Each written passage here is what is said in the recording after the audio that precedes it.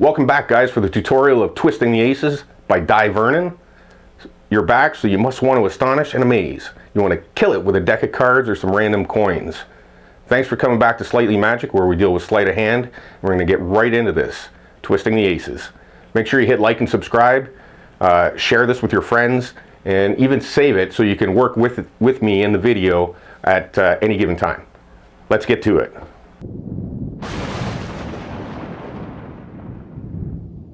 Alright guys, let's get into the tutorial here. This is a great trick, no gimmicks. This is just 4 regular aces.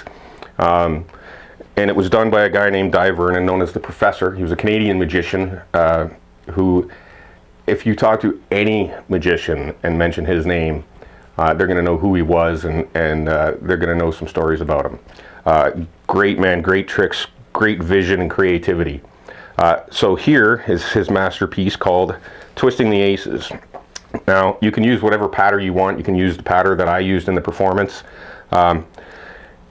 This trick is not difficult to do, but you have to keep track. People can get lost.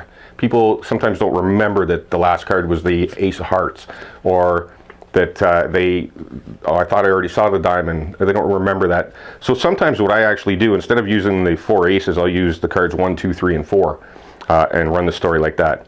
But let's start with the sleight that you need to know. We're going to talk about the Elmsley count. The Elmsley count is used for many different things, and there's 2 different ideas on how to do this. You can do it right at the fingertips like this, or you can do it in a dealing grip hand. Now, it's basically up to you. It doesn't really matter. So here is the Elmsley count. The Elmsley count is counting 4 cards as 4 cards while hiding 1 card. That's a little confusing, but we'll do this so you can see. We'll turn one face over. Now, to do the Elmsley count, the card hidden is the 3rd from the top or 2nd from the bottom, however you want to look at it. And what happens here, I don't normally do this at the fingertips, but I'll try here. So we pull 1 card over to this hand. With this hand, with the right hand, we push 2 cards over. While we're going to get those 2 cards, we put this card back in the right hand. So this pushes underneath while taking these 2 cards. So now we got 2 here, 2 here. And then you continue 3 and 4. Now the ace is on the bottom. Because you don't need it for this trick, there is something called a Jordan count, which would count from here to bring the ace back to here. But we're not talking about that today. We'll get into that on another day. I want you to focus on the Elmsley count. That's all you really need. Okay? So let's show that from the dealing grip. Take 1 card. It steals underneath while taking these 2 that are pushed off. The next one, and then just count. So 3 and 4. And there we are with the 1 card on the bottom. Okay, guys, I like to take these cards and I put them in a specific order so that my pattern and my story goes with what I'm doing, and the right card comes up at the right time. It's not a surprise to me. I know what's coming. So I set it up as the club, the heart, the spade, and the diamond. Okay? And here's how it works. We first say there's 2 ways to turn over a card. One from the side, so I buckle the bottom card and I do a triple lift. All 3 of these cards turn over. Okay? So we're like this. We got 3 cards turned over and 1 card face down on the bottom.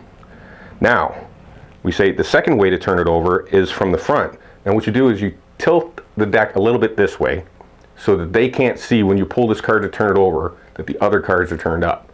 So that goes back on the deck. Okay? Now you're set up for the first 2. We give it a twist, don't flash any cards, and we do an Elmsley count. When we do the Elmsley count, you're going to see the Ace of Hearts comes up. Okay? Now, the Ace of Hearts is now 3rd from the top. No coincidence, that's the Elmsley count spot. We also have the club. Now, in the next move, we're going to explain that the Ace of Hearts turns down and the Ace of Clubs turns face up. And because we do the Elmsley count, and we're going to count 4 cards as 4 cards while hiding the Ace of Hearts, it's going to seem like that turned face down. So we do another twist, and we do an Elmsley count. This time, when we finish the Elmsley count, the ace of clubs goes on top. This card goes now on the bottom. The reason it goes on the bottom is because now it gives you the opportunity to do another triple lift. Say, okay, so we've got those, we turn that over.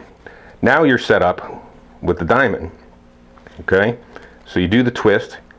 You don't have to do an Elmsley count here, just a regular count, or however you want to do it. In the end, what you need to do is you need to get the ace of spades, which is this one. What I do, you can do it any way you want, but you need to get that one the opposite of the rest. So what I do is I hold a little break as I'm putting this on the deck and pulling out the ace of diamonds.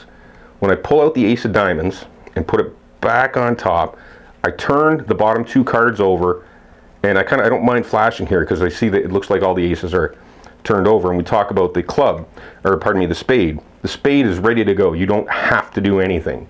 But I added in the extra Elmsley count where I did the twist and said it was difficult to get the spade.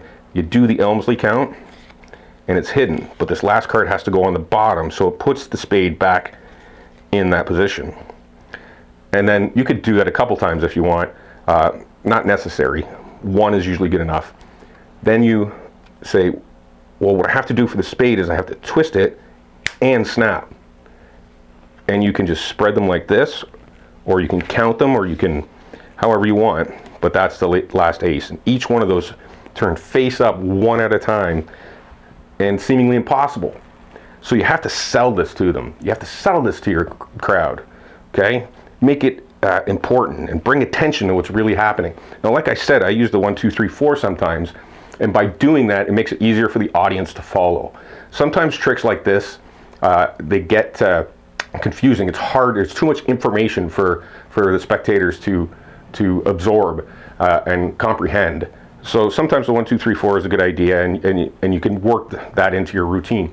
But I would say practice that Elmsley count, and you saw my hands where really nothing is happening. The only thing you need is that Elmsley count and to be able to do a triple lift, which is really simple when you only have 4 cards.